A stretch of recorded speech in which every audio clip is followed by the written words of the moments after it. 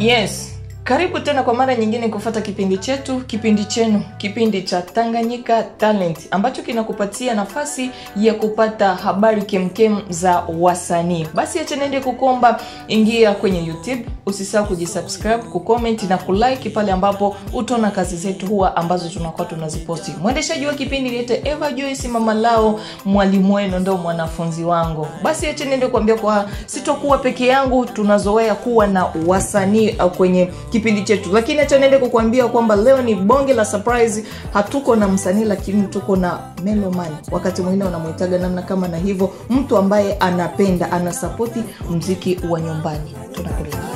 Karibu sana tu support wote.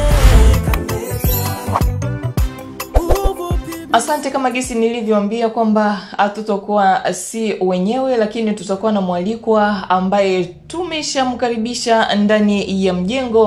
Kwa watu wengi wanamfahamu kwa jina la Kula Pesa na Wamama, ndio huwa wanamfahamu namna kama na hiyo. Wacha niende kuambia tu kwamba ni kijana ambaye huwa anapenda kazi za nyumbani, anasupporti kazi za nyumbani na hashindwi na hakosi kufanya lolote lile ili muziki wa nyumbani uende mbele.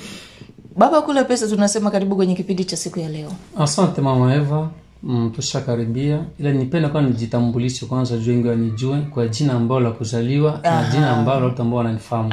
Si tulisema ambalo watu wanalifahamu. Asante. Karibu.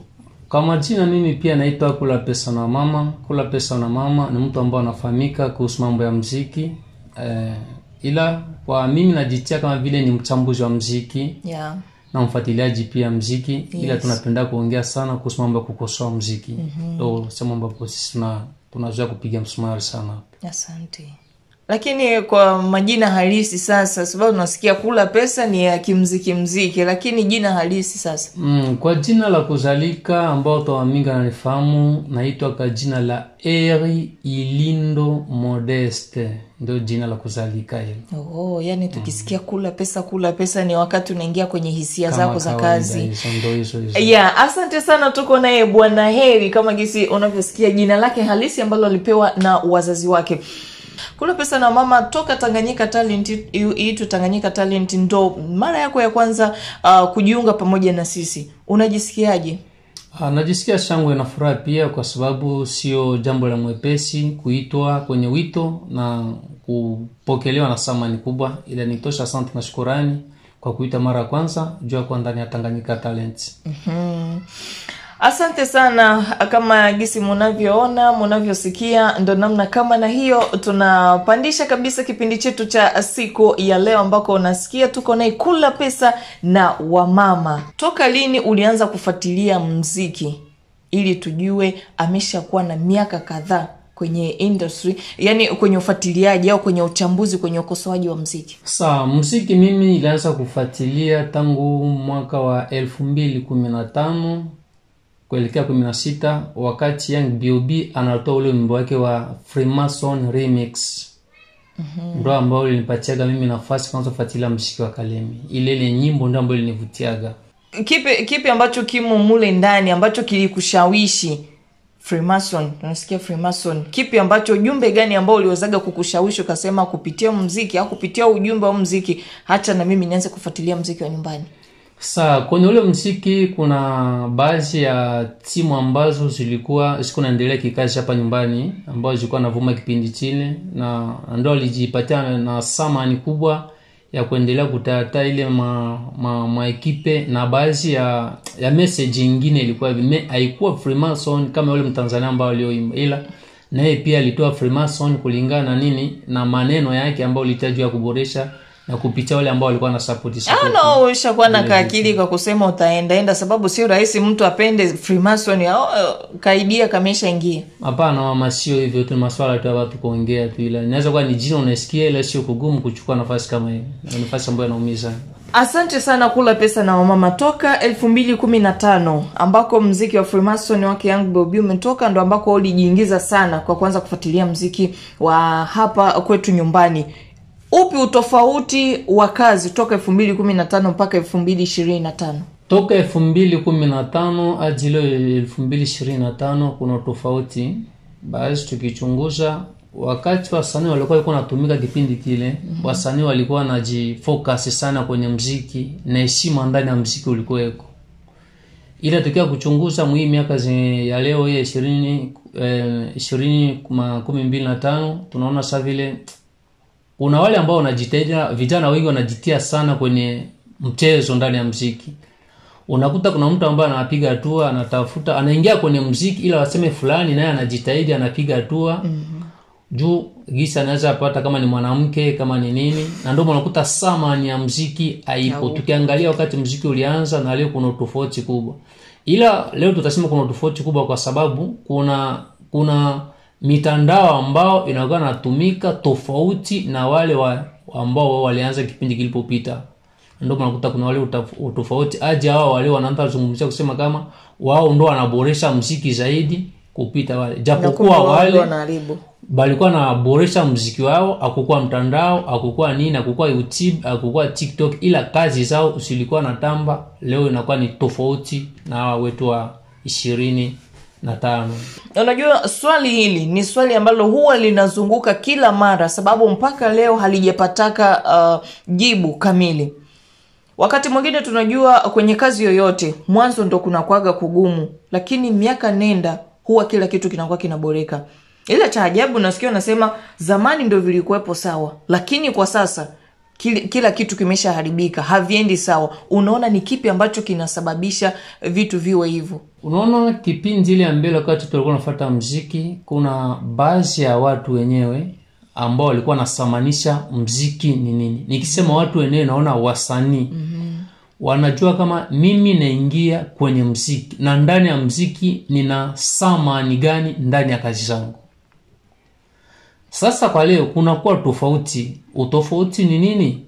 Unakuta kipindi kile ulikuwa baadhi ya wasanii, hata nilikuwa bado ningali mdogo ila nilikuwa nafuata 2015 ulikuwa ungaliko mdogo. Hii siku sasa zinapita nyuma, kule kuna baadhi ya watu ambao tulikuwa nafuatilia kazi zao. Ulikuwa ungaliki mdogo. Ndio hivyo wewe watu. Sasa ukichunguza sehemu hizo unakuta wale wa vijana wetu wa siku hizi, leo inakuwa ni kila mtu anajingisha kwenye game. Nimesikia fulani ameimba na mimi acha mimi pia. Unakuta fulani anasema kama kuna wale ambao wanabahatika kupata wanawake kwenye game na mimi nifanye nini na mimi nijingishe. Unakuta percent nyingi ambao inasababisha muziki kama vile kazi, na ambao wanatia muziki kama vile vurugu, wale wanakutia muziki kama vile vurugu ndo mingi sana. Wale ambao walianza 20, 12, na 3, 15, kuna wale ambao walikuwa wanajitahidi kusamanisha kazi, kusema kesho yake unaweza kuwa hata mabadiliko. Ila kia kuchangana hizi chipukizi zinakuja nao nakuta vurugu na fani nini inaingia, ndo tatizo.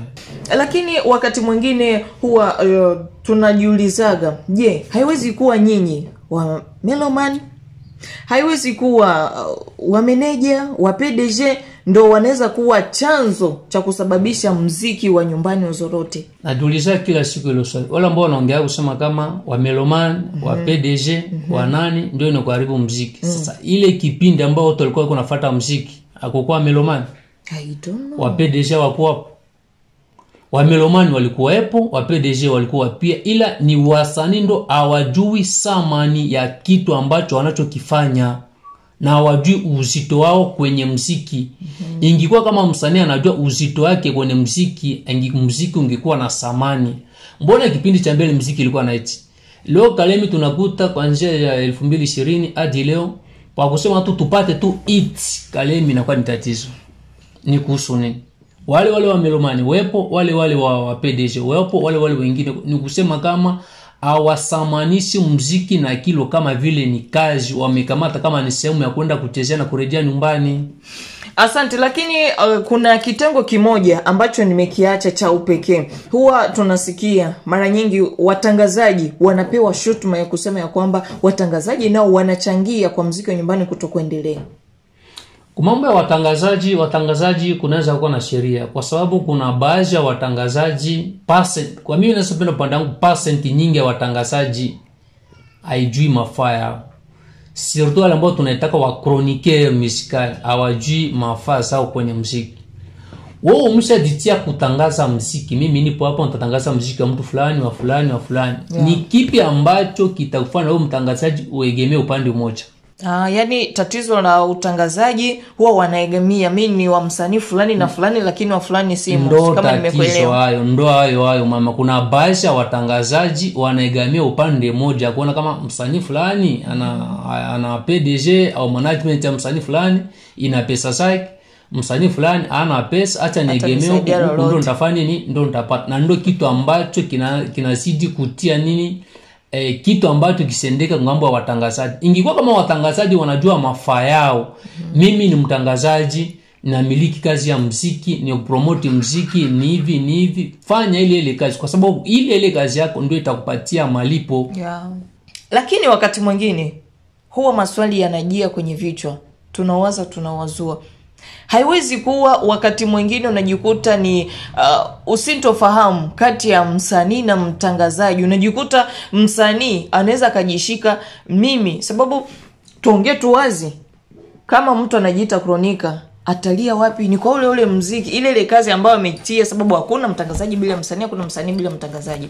Lakini unakuja kujikuta kuna mtu ambaye anaegamia, sababu kule pesa ni ndugu yangu, kule ndo ambako nitaegamia sana, najua nikitaka kufanya maovu yangu nitafuata mtangazaji fulani, lakini nikiwa kiukweli kisambamba siwezi nikaenda fasi fulani sababu nitaanguka. Uone kama kosa pia inaweza kuwa ngambo ya msanii. Kosa ikiwa ngambo ya msanii, ule msanii anatoka na ile vile anaelekea kwa mtangazaji fulani, sama ni mtangazaji nini ndio hatujui sasa, sababu unajua mtangazaji huwa anatangaza kile kitu ambacho iko nacho uhakika. Lakini unajikuta we msanii hujahabarisha mtu anakatwa nasikia ku radio fulani au mtangazaji fulani anatangaza kitu fulani, ameambiwa, ila we hujaambiwa. Unataka ufanye nini hapa? Na kama we haujaambiwa ile habari, ni kipi ambacho kitakufanyisha uchukue ile habari uitangaze na kabla hujapata ripoti? Kumbe kosa sio watangazaji sasa. Kosa ni watangazaji. Kuhusu nini? Kosa ni watangazaji kwa sababu baadhi ya watangazaji ambao wamoja wanajielekeza wao wenyewe hawajui samani ya kazi yao. Wao unakuta mtangazaji msanii anafika naongelea jambo fulani, bado ule msanii hajakuhusisha ile jambo lake. Wewe mwenyewe umelichukua kwa sababu umesikia mtangazaji fulani aliongea na wewe pia unapenda uende kuongea. Umesamanisha kazi yako. Ile ungekuwa kama unasamanisha kazi yako, hauna nafasi ya kuongelea ile jambo kwa sababu lile jambo alijafika. Jambo likufikie ulitangaza. Msanii mwenyewe alikuja na jambo akakufasiria ni hivi sawa, unapita unapeperusha habari. Kesho ikifika nataka mpeke habari ambayo ulipeperusha mimi niliongelea hapa, anakukana utafanyaje? Unajikuta Segerea. Ndo mambo sasa. Lakini tukirudi nyuma kidogo, mwaka 2015 ambako umeanza kufuatilia muziki. Ni kuachana kwanza na muziki, sababu tushasikia muziki ambao ulisababisha ujiingize sana. Ni msanii gani ambao ulikuwa ukimusikia, ukimuona mpaka unajisikia unavutiwa? Kipindi kile kulikuwa wasanii wengi ambao walikuwa wanatumika. Kulikuwa baasa ni kishuka chini kidogo. Kuna baadhi wasanii ambao nilikuwa nasikia sikuwa nafuatilia kazi yao. Yule sasa ambaye ulikuwa na foki msikio unasema hapa kitu kipo kabisa. Suona kuna baadhi ya wasanii kama vile Like Baboy, Dabuke, ni msanii ambao nilikuwa nafuatilia kipindi kile. Hata kama nilikuwa namshemisha kutoka na rudi na kutoka, na kulikuwa pia Young B.O.B. Itima chipukizi zingine sikuwa nafuatilia sana kwa sababu jina zilikuwa ziyafanya nini asiyatamba bado. Lakini kwa sasa kuanzia wale kipindi chao kikapita, hii generation sasa, ni msanii yupi ambaye ukifuata nyimbo yake hivi au kimono unasema hapa kipaji kipo? Kwa hii new generation kuna baadhi ya wasanii wengi sana ambao wanajitahidi kufanya kazi. Wadogo wanajitahidi, tunaona kama ni new technology ambayo inaendelea. Kuna wale wadogo ambao wanajitahidi kabisa, ni wengi. Nikiweza wataja hapa anaweza fika hamna ule umoja tu ambao wanakuaga na kukosha, ndio nataka kujua. Kwa umoja kunikosha hayupo, ila wadogo na support kazi ya madogo kwa sababu madogo wanafanya nini, wanajitahidi. Hivi saizi kula pesa wakwambie tu au wewe mwenyewe ushike useme hapa nataka kupatia msanii offer ya kuingia studio na mlipia studio wimbo mmoja, katika mafikira yako nani msanii ambao unaweza kuingiza kwanza studio? Kwangu vitakuja vigumu sana kwa sababu wengi sana wanafanya kazi. Hapana kunipa ofa ya msanii mmoja, mnipe ofa ya wasanii hata 10 au 5. Hamna, wewe si mfuko wako sasa unajikuta hapa nina. Kupitia mfuko wangu ndio hivyo, kukikoa ofa ya wasanii kama ni 4 kama ni 5 mimi nitafanya mimi nitawataja. Kasema ndio nitachaja fulani. Sawa, watano sasa wanakuja. Ndio tunaenda sasa. Nani na nani? Nikipewa ofa kwa new generation. kuna msanii ambao anajitahidi, kuna K White, kuna Body Black ambao ndogo maana anajitahidi pia, kuna Joy B Crack madogo ambao anajitahidi, kuna Shakis Boy, kuna Kral Boy, na tukiingia make liste ni kubwa, ataweza fika hata 10 au 20. Yani watano kwanza ambao unaweza kaingiza studio ndio hao ambao umewataja. Ndio hivyo, ningekuwa niko na uwezo kama ningemiliki na wale ambao tumetanguliza kwa kuacha nyuma ndao pia. Yeah, asante. Na tukisema tuachane kwanza na hayo maswala, tuingie kwanza kwenye kitengo cha award ambazo tuko tunaziona hapa kwetu nyumbani. Sababu Lukuga Award ipo, Tanganyika imepita, Umbeya tumeshuhudia, na zingine kadhalika ambazo wakati mwingine zinaweza kuwa zimeshapotea kwenye kichwa.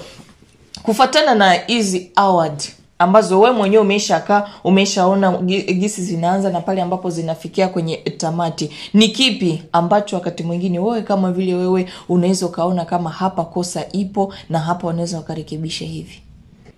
Tunatoka kwenda pongezi kwa wale ambao wanaojitahidi kuandaa award zao, kwa sababu sio jambo mwepesi, jambo kubwa kwa mtu kuandaa kitu, inabidi kujitoa, kwa sababu kuna miaka na miaka vipengele kama hivyo havifanyiki. Ila tunatoa pongezi na kasoro ambao mimi na naiona kila siku kupitia award zetu. Unaona, kama mnatoa vipengele kusema kama tutafanya kitu kupitia njia fulani, mtembele vile masharti gisi mliongelea. Ndio mimi nakuwa na sisa. Award ya Tanganyika Talent sikuaga kwa nilikuwa kutoka samani ya ndio Tanganyika Awards nilisikiaka tu, ila kuna baadhi ya vijana ambao walichukua ile tuzo, mimi niliona kama vile ni ukorofi tu, kwa sababu kuna ile wale wakati ndio jeune leader, yeye pia kumpatia kama ni mkubwa mmoja alikuwa director di personnel kule kwa Hotel Cham, alikuwa kama ni na Saulika jina. Naona ile tuzo haikuwa kana mustahili. Ile tuzo ilikuwa na mustahili kijana ambao anajitia, ila yeye akupataka. Ndio ilikuwa tatizo ambalo mimi nikia kugundua. Ilikuwa na mstahili wampatie Baba Nathan, lakini Mugisho Zam haikupatikanaka. Tukatia kuchukua kwa award ya Umbeya sikuitiaka Saidi sana, nilionaka kama ile ilikuwa ni utoto tundo lingiaka plus kufuatiliaka sana. Nikaya kuta award ya tatu ambayo ilifanyika hapa ya Lukuga. Award ya Lukuga ilikuwa ni award nzuri sana, ila tatizo kulukuga award abakutembelea masharti gisi baliongea. Tukifuatilia ku award gisi ilipita na uchunguzi, tulikamata kulikuwa masauti ambayo walikuwa napana kupitia mtandao WhatsApp, uchaguzi wa mtandaoni. Yeah. Ila kulikuwa kila mtu ambaye alikuwa anajua fulani anapita, fulani anapita, fulani anapita. Ila wakati matangazo ilikia kutoka mubaya, mwenye kufika mkiasi ya kuchukua hatua kubwa ya ushindi, ndio nataka kutanjua malikia kufanya nini, ndio malikia kuchukua nani tuzo. Unaelekea kuta mwenye alikuwa anastahili kupata kumambo ya wimbo bora, ndio malikia kuchukua tuzo. Mwenye alikuwa anastahili maana inaelekea kuonekana award kwa mwanzo ilianza mzuri, ile kufika kumwisho huko ndio award ilikia kuharibika. Kuna baadhi ya vijana walichukua tuzo ambao wenyewe haiwastahili. Kwa upande wangu naweza sema ni kuona kama kuna fulani ambao aliandaa ile award ni fulani wetu kwa mule ndani, na naye alichangia kama nusu yake ya pesa, ndio mnachukua mnafanya nini, mnampatia award. Ile vitu ilikuwa ni vitu vibaya sana. Wakati mnaandaa kitu na wale ambao wanamiliki wasanii, msijala kusema kama fulani wetu yuko mule ndani, fulani wetu yuko mule ndani, mcheze na kazi ambavyo gisi inavyostahili. Gisi vitu vitapita, gisi support itaendelea kwa wale wa kuchagua vitu, ndio atafanya msanii fulani afanye nini apite. Ila mkiandaa kitu kusema kama sisi ndio tunaandaa na gisi tunaandaa tupime kutia juu wetu alitia mule apite vile achukue, ili itakuwa ni kuharibu kazi ndugu zangu. Na ndio maana naona sasa kule award sisi ni watu ambao tunaongeaka ukweli, penkwa ukweli, tuongee kweli. Na penkwa hapa kuchana lazima tufanye nini, tuyawache wazi. Ndio kawaida yetu. Nikitizama hapa muda wangu naona kama kidogo unaanza kutupiga kisogo. Tuzame pale ambapo wewe umezama, sababu nimehitaji takriban award 3 au 4, lakini wewe unazama kwa award moja. Tukiendana na Lukuga Award edition ya kwanza imepita kama vile Gisi unavyosema, imepita alhamdulillah, imepita vizuri. Walioona vizuri imepita vizuri, waliona vibaya, sababu kila mtu anakuaga na macho yake ya kuona kitu na akili yake ya kuwaza na kufikiria kitu.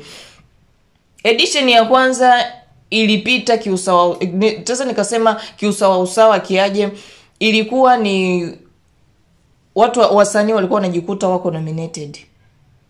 Unaitwa, unaambiwa ni hivi na hivi na hivi. Lakini kuna baadhi ya malalamiko ambayo yako yanatoka kwa washabiki na kwa wasanii kwa kusema edition ya pili hii tunashangaa kwa kwenda kusema mtu ajikute yuko kwenye Lukuga Award inabidi kwenda kutoa pesa. Unasemaje kufatana na hilo swala? Kuna swali ambalo nimejiuliza kila siku. Kuna baadhi ya awadi nyingi ambao tuushawahi kuziona, na ndio mimi nakuwa naomba kila siku wewe kama vile mtangazaji mtutafutie wale watu ambao wanahusika na awards, wajitahidi siku moja wapande kwenye vipindi vya radio, pia hata kwenye TV sisi tufanye ni tuwaulize. Kuna baadhi ya awadi nyingi ambao tunasikia hata kama zifanyike hapa kwetu, ila sijui kama mimi ndo sijui sijawahi kusikia kusema kama wanatangaza awadi fulani watu wakijiandikisha na makuta. Tukikamata tu mfano tu karibu tu hapa kulingana na swali zako, kuna wasanii wawili ambao walitoka hapa Kalemi wakaelekea wapi? Dar es Salaam. Tukiwauliza walijiandikisha na pesa ngapi?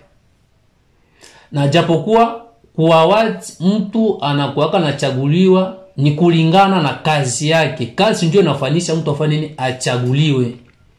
Tunaweza sema kama inakuwa kama ni mustuko kusikia fulani economy kwa kategori fulani. Sasa wewe msanii ukishaanza kukamata pesa unaenda kupeleka juu uandikwe ni awadi tena. Afu kikosa inamaanisha na msanii pia ajui samani ya awadi, na wale pia ambao wanaandaa nao wajui samani ya awadi. Kama kunaweza kwa kitengo kingine ambao wale watu wataambia kama ni hivi, lakini kuawadi mtu ajiandikisha kina pesa. Kuawadi ni kazi ya mtu ndio anafanyisha kama mtu afanye akuwe nomine, sio pesa. Ukisema kwa awadi pia konkuru nako utakuwa nini sasa? Awadi pesa, konkuru pesa. Japo awadi ndio inaonyesha ni nguvu ya msanii, gisi msanii alivyotumika. Kazi ya msanii ndio anafanya msanii afanye ni apite kule mbele, akiwa asituke tu mshangao fulani ulikuwa nomine kwa kategori fulani. Sio kutoa pesa. Wasanii wajue nini award, wanao tayarisha pia award wajue nini pia award. Na kati ya award kunaombwa ni kitu gani kenye wale waandalizi wanapaswa kufanya, na kitu gani kile kinalomba msanii naye anapaswa fanya kule kwa award.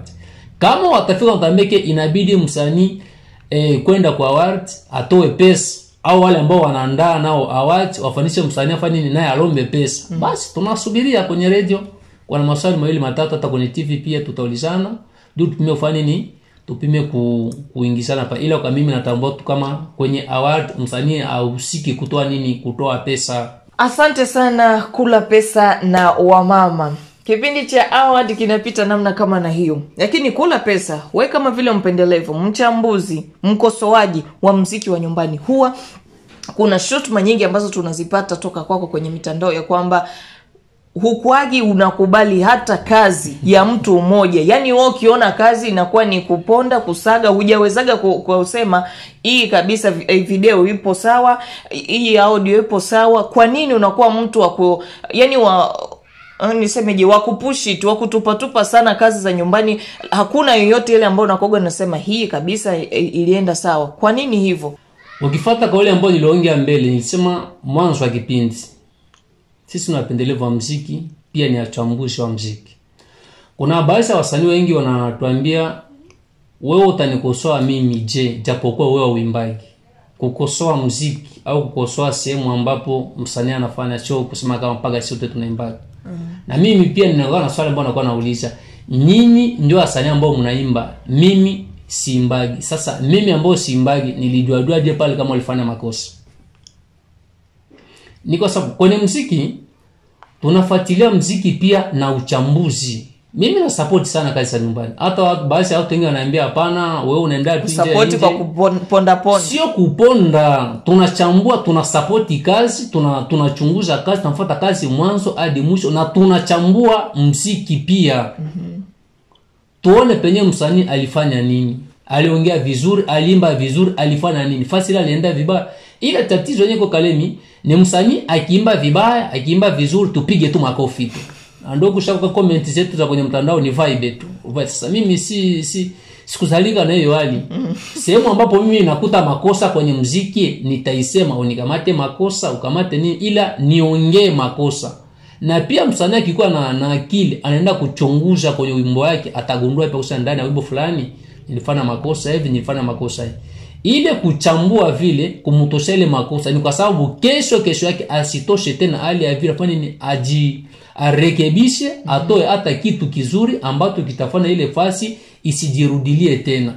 Ila ukiambia msanii hivyo, msanii anakuachia sana kama unaponda nini, unaponda kazi yake. Tukikuwa msanii anatoa kazi, ikiwa nzuri ikiwa mbaya tunapiga makofi. Ikiwa nzuri ikiwa mbaya tunapiga makofi. Ikiwa nzuri ikiwa mbaya tunapiga makofi. Atajua siku gani kazi yako anafanya tofauti ya kizuri ni wapi na kibaya ni wapi.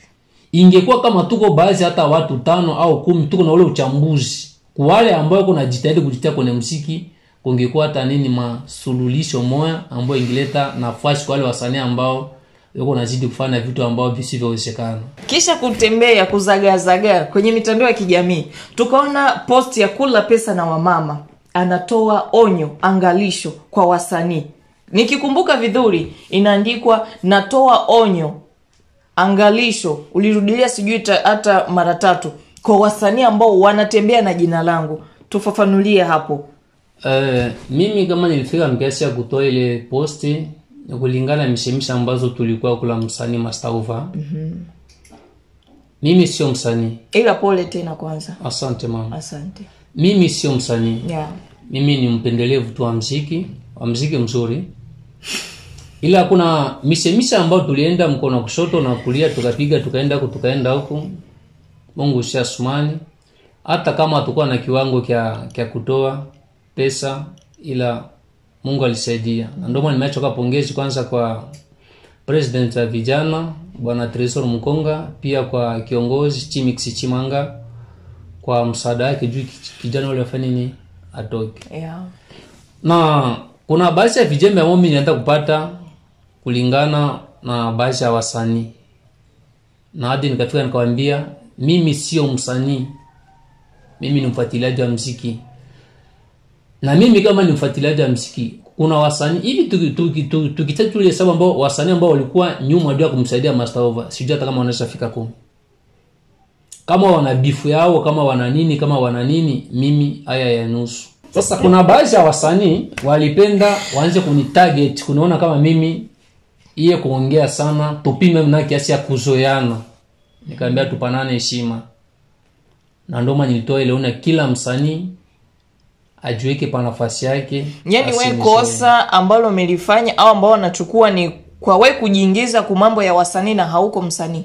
Inakia kuonekana kosa yenyewe nilikia kuona baadhi ya wasanii wa moja ni kwa sababu mimi nilikuwa mwile misemise, ikakia kuonekana mwile misemise mimi nilikuwa wao ya Mastauva na baadhi ya wasanii wengine ikakia kuonekana kusema kama mimi nipo nyuma ya ile bifu ya Mastauva na wale wasanii wengine na nini na bile baby lipitikana. Kwa sababu tukiangalia kuna baadhi ya wasanii wa moja walikuwa kama Mastauva, kuna baadhi ya wasanii wengine walikuwa na support kitendo kenye yule mwanamke alifanya. Sasa mimi sina mpaka na wasanii wote ni wangu. Kuna baadhi ya wasanii tunaongea vizuri, sijawahi tu si msanii. Sasa nikaona vile vijembe ni kama vile wadogo wale wanataka nikosa mimi adabu, na ndio maana niliacha ina maandishi kwenye status yangu. Asante. Kula Pesa na Mama, ni neno gani la mwisho ambalo unaweza kumalizana nalo, sababu naona muda wetu unatupiga kisogo, kwa wenzako wa Melomane, kwa wasanii na wengine ambao kabisa unajikuta wako kwenye industry ya muziki?